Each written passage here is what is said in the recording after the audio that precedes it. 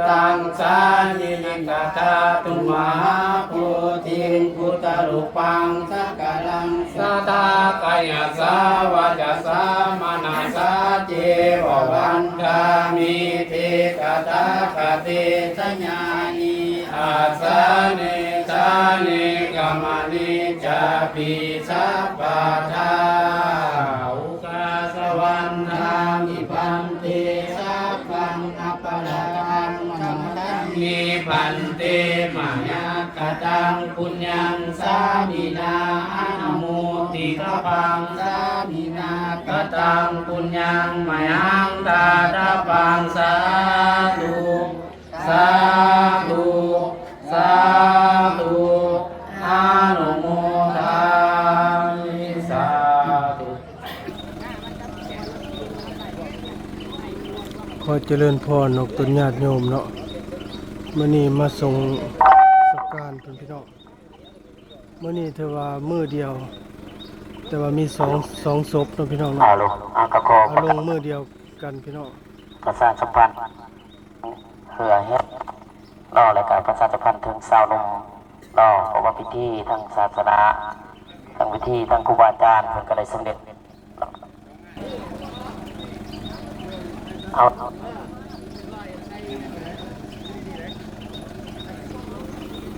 มีเธอสองงานเนาะพี่น้องเนาะมีสองศพผู้เพิ่นเสียน้ำลังไปก่อนพี่น้องผู้เพิ่นเสียก่อนไปน้ำลัง เอาเครื่องเอาของลงมาก่อนเด้อเนาะรถนี่เอาเขาไปได้เลยบ่เอาสำเนียงแต่พอมันขับเนาะทางงานสิบ่มีเขาได้บ่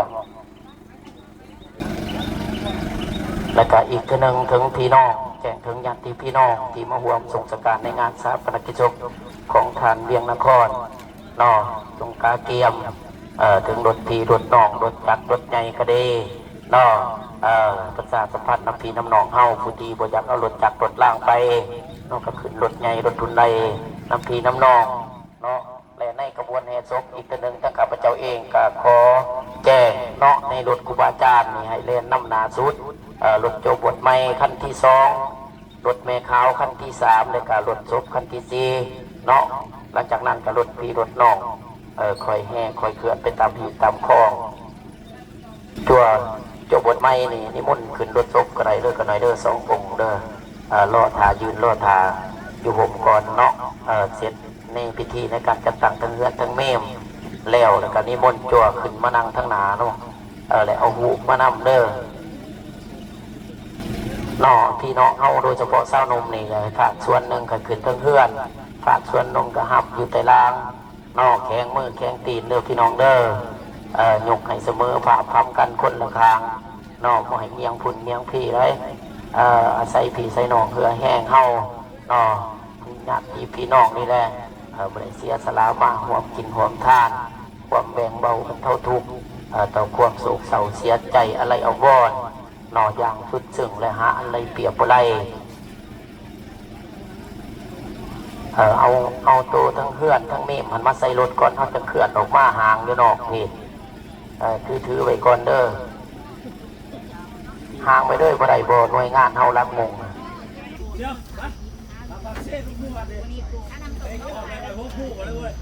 นี่ก็ได้เพิ่นว่าเนี่ยไปหุ่นเนี่ยเป็นของอาจารย์พุ่น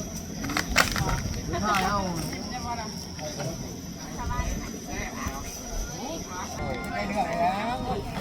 วิเคราะห์ทั้งเชิงวิเคราะห์เบิ่งตั้งแต่ก็ได้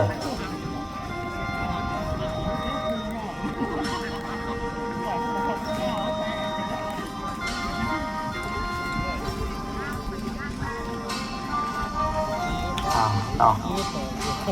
ญาติเบิ่งต้องกันเด้อพี่น้องเด้อเพราะสถานที่แล้วพระราชนิมนต์ครูบาอาจารย์เอา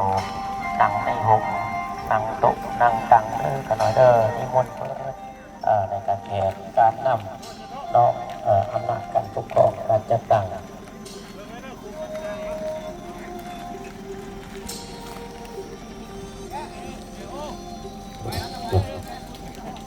จูงของได้เรื่องพนักงาน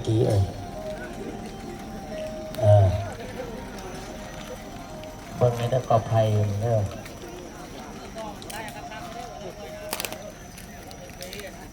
ซัมมี่ปืนอยู่แล้วเสือเขาว่าปืนซัมมี่ปืน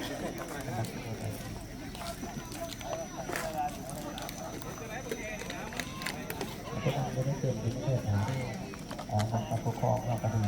ช่วงวันใหม่นิมนต์กำลังดูไม่เก่งกำลังอะไรได้ไอ้น้องปกสปกส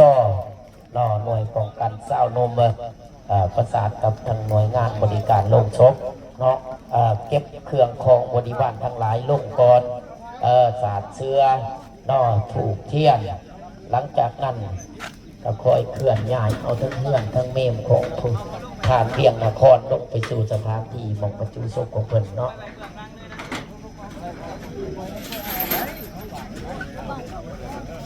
เอาซอยกันเด้อหลายคนเด้อ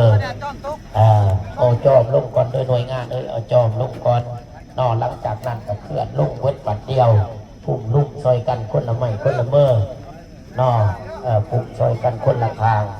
ไอ้พ่อใหญ่สารวัตรแนวโฮมว่าสัญญาณสิเอาเบื้องหัวเบื้องตีนไปเบื้องใดให้ก็เท่าบอกลูกบอกลานเด้อ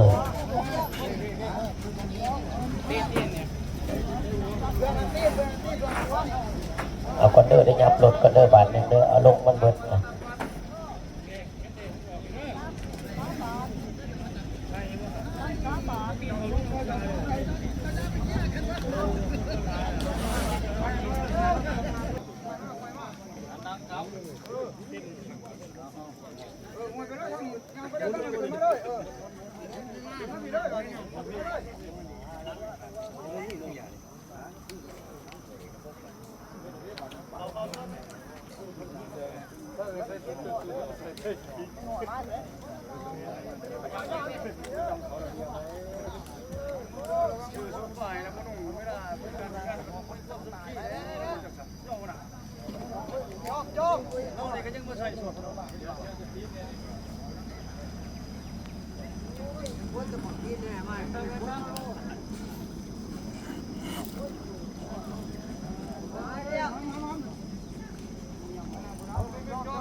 เอา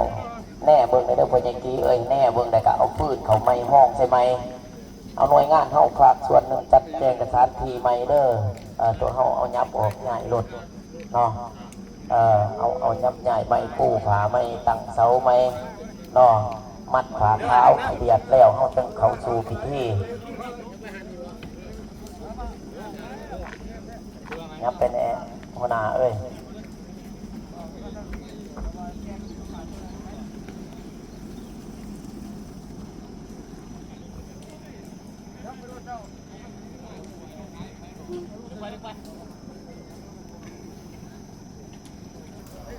เอาพวงมาลาจัดแจงก่อนไว้จัดแจงพวงมาลาจัดเครื่องของ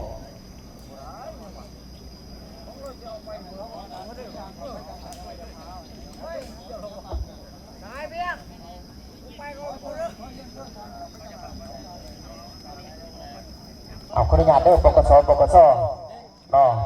เตรียมโตรวดแถวอยู่ตัวหน้าสถานที่น้อเพื่อสรุดีเนาะอุทิศถึงดวงวิญญาณเนาะแล้วก็คุณงามความดีของฐานเวียงนครยืนเป็นชั้นพันแถวปีนาเขานาสุกเนาะพวกมาล่าเอามาก่อน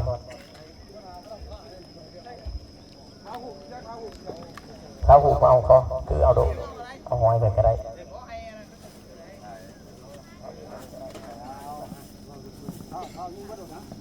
ยืนปีนาเขามาสองแถวบ่เป็น2 แถว 3 แถวก็ได้เนาะ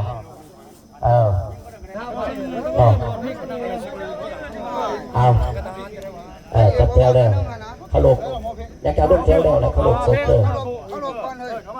ร่วมแถวแล้วกับขลุกบาทหนึ่งเนาะแต่หลังจากนั้นเขาก็สิเข้าสู่พิธีในการอ่านประวัติย่อของเพิ่นเนาะ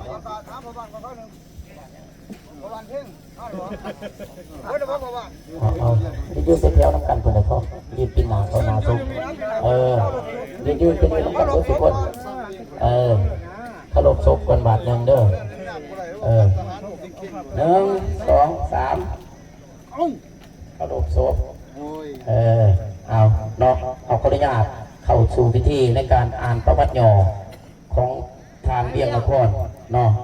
สาธารณรัฐประชาธิปไตยประชาชนลาว สันติภาพเอกราชประชาธิปไตยเอกภาพวัฒนาถาวรศิลปวัฒน์ย่อฐานเวียงนครขอน้อมนมัสการพระเทราโนเทราเฮียนนับถือหักแพงมันยังบรรเลกบรรลาแขกบรรลาทานเพื่อนมิตรสหายทุกทนาเนาะทานเวียงนครเกิดเมื่อวันที่5 เดือน 8 ปี 2572บ้านเกิดที่หน้าคามเมืองสระสมบูรณ์แขวงจำปาสักซึ่งเป็นลูกของคอบุญเทียงแม่สมบูรณ์มีอ้ายเอื้อยน้องร่วมกัน9 คนยิ่ง2 คนทานเวียงนครเป็นลูกคนที่5ตั้งแต่อายุ8 ปี52 ปีเขาโรงเรียนอยู่ที่ประถมศึกษาบ้านนาขามแต่อายุ13 ปี57 ปี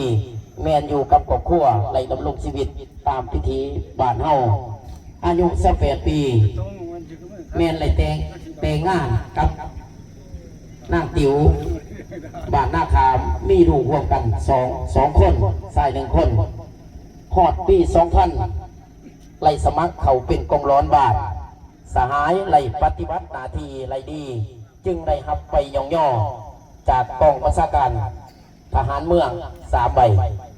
และหับจากเจ้าเมืองสนาสมบูรณ์2 ใบและเหรียญ2 เหรียญมาหอดวันที่10 เดือนที่ 4ไล่มีการเจ็บป่วยมาดึกก็เดือยๆจากนั้น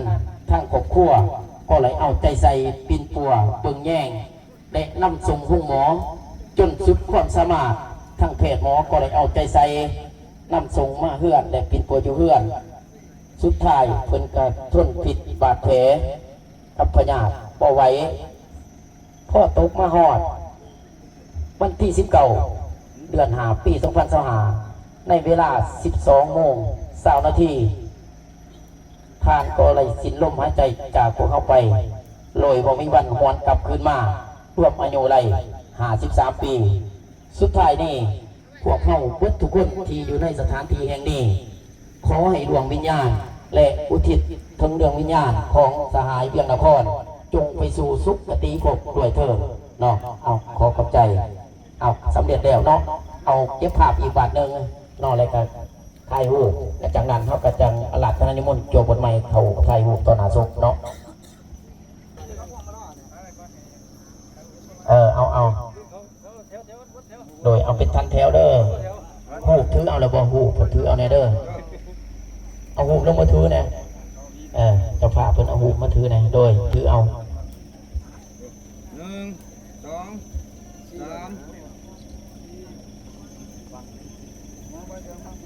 3แน่ลายมือกองจักไหลบ่ไหลไรแด้เนาะเอาประเด็นกับขออนุญาตเข้าสู่วิธีการขั้นตอนต่อไปขออาราธนานิมนต์โจบทใหม่วัตถุอาทุกองค์กันหน่อยเข่าไทยหูตัวหนาซกเนาะและนิมนต์แม่ขาวผอมแม่ขาวผอมเด้อกันหน่อยเด้อหลังจากนั้นก็เฮียนเชิญมรแขกมรทานโดยเฉพาะเนาะญาติพี่น้องลูกหลานไอ้เอื้อยน้องของฐานเวียงนครเนาะเขามาเก็บหูเก็บภาพเพราะว่าทั้งหูพังอันแท้จริงเนาะกัชิไรสลักหักเพพังลงภายในโตวินาทีโตจากนานี่หน่วยเขามองโจบทไม่บันนี้เขาเบิร์ดเด้อขน้อยเด้อเอาชีจอดแน่ย่านฟ้าย่านฝนเพื่อเพื่อนเอื่อนให้ในการเกิดเห็นใจทั้งพี่น้องอีกทั้ง1 งานเนาะเพื่อนถาเฮาแล้วเพื่อจะสิได้เคลื่อนลงเนาะกัดจอดเอาชีจอดน้ำกันแน่เลยพี่น้องเฮาหูบได้ล่ะถือเอาระบบหูบเอามาให้นะพ่อใหญ่ให้จั่วเมื่อกี้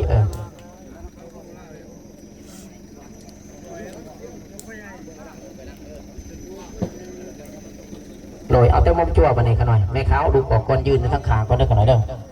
เอาแต่มุมจั่วบทใหม่พี่น้องนี่เจ้าภาพเพิ่นภาพส่วนเจ้าภาพมีบ่ที่อยากจะเก็บหูเก็บภาพเนาะเอาแม่ขาวเอาหูให้แม่ขาวในจั่วป้งลงกี่ดินเด้อป้งลงพื้นไปยังมันจังถือจั่วเนาะแม่ขาวนั่งลงขน่อยมาทั้งหนาพี่แม่ขาวมาทั้งหนานั่งลงกันนี่เอาหูไปจั่ว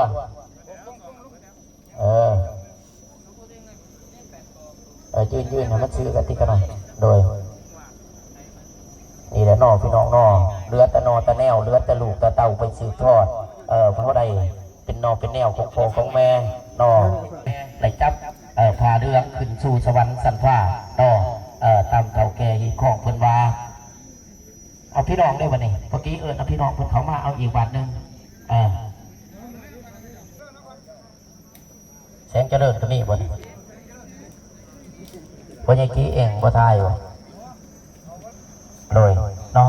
เอาเจ้าภาพเพิ่นเขามายั่งบ่วันนี้กี้เจ้าทายดีนะแล้วหรือบ่แล้วกันแล้วยั่งดิแม่ข้าวเอาอีกบ่ขนาดเอาแต่แม่ข้าวบ่บัดนี้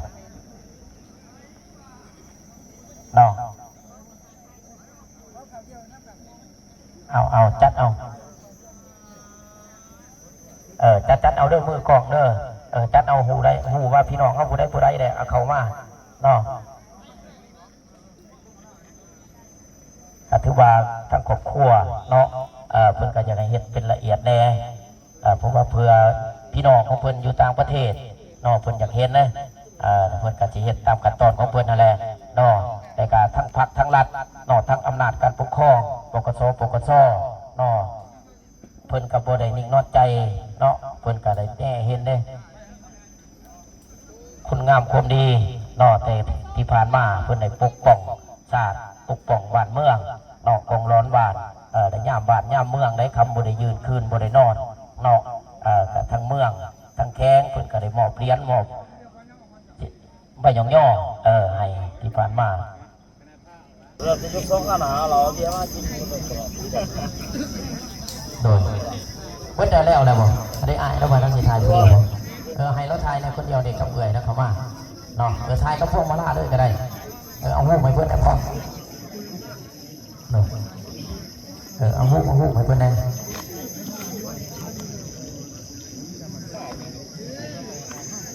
เอาตัวเขาทั้งจากสำเร็จเดียวบ่ไปยืนหัวเพื่อนเด้อไปนั่งรอถ่ายอยู่มองเก่าเด้อมองตัวบดไม้เท้าเด้อกันเลยเด้อ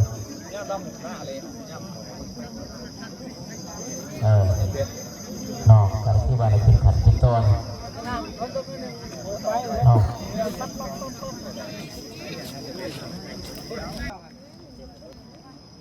แต่ทุกว่าพี่น้องกระลายน้องพี่น้องเนาะมีอย่างกะขออนุญาตนำพี่น้ำนองเด้อเพื่อนมิตรสหายไอเอ่ยน้องผู้ได้เชียที่ได้เชียสละเวลานอกมากินมาทานและมาห่วมทรงสการในสถานที่อันศักดิ์สิทธิ์แห่งนี้เนาะให้ทั้งเจ้าภาพให้ทั้งพี่ทั้งน้องเพื่อนเลยเก็บผูกเก็บผ้าเพื่อตุกขันตอนเนาะเขาจะเข้าสู่พิธีการต่อไป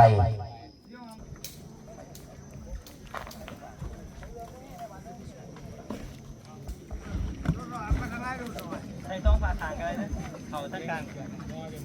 เอาต่อมาเบื้องทีได้แล้วรถไงเอามาเบื้องพี่ในเด้อ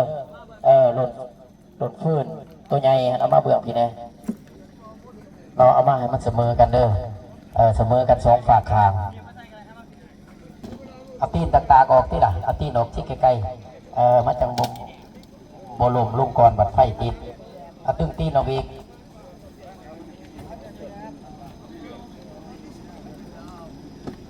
เอามาเบื้องพี่ในเบื้องเพื่อนยืนเนาะเอาท่านเจ้าภาพเนาะกะเกียบนำยาดนำยาดเอามาเคี่ยนโจบทใหม่เคี่ยนแม่ขาวแน่เนาะนำยาดเคี่ยนครูบาอาจารย์เนาะเอาเคี่ยนเพื่อนนะเอามาเป็นแพ็คเพื่อนนะผมว่าหลายคนแน่ตอนนั้นขึ้นรถก็ได้เอาขึ้นรถคุณ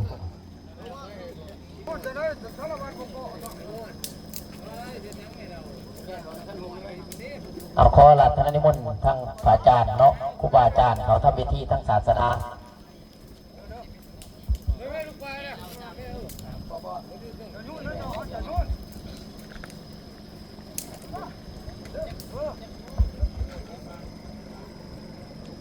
แล้วบ่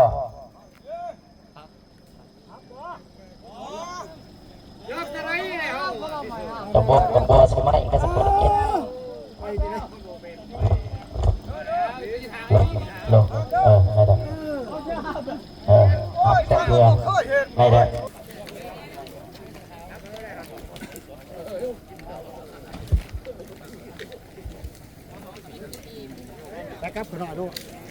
จังหน่อยแขกกระพาบก็ไปยืนแล้วเนาะ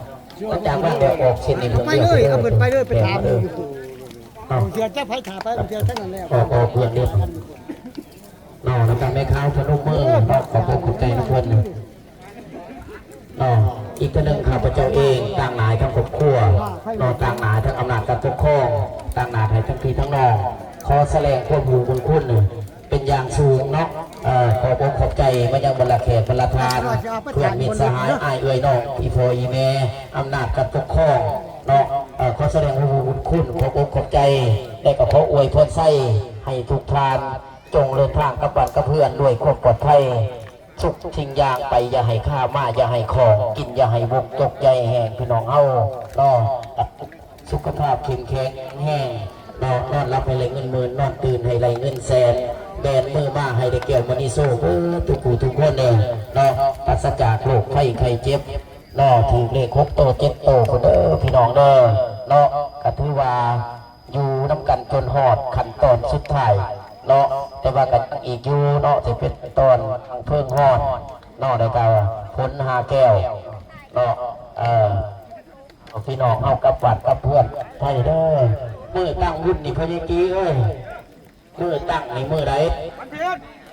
วันทิศเป็นมือตั้งนอสนั่นก็แจ้งพี่แจ้งนอมือวันอาทิตย์นี่ถือว่าเป็นมือตั้งบุญเนาะห่างหาตะเกียบเครื่องไสยธาตุต่างๆและวันจันทร์เป็นมือตักบาตรเดี่ยวเลิกเดี่ยวในวันนั้นเนาะสนั่นจึงข่าวส่วนบุญกุศลมาย่างญาติพี่น้องจงมาห่วมทำบุญนำกบขั้วข้าพเจ้าด้วยขอเข้าใจ เม่นตัวเชี่ยวตัว แขวว่าเรื่องอย่างนี้ ที่คานี่กระดูกเข้าคาน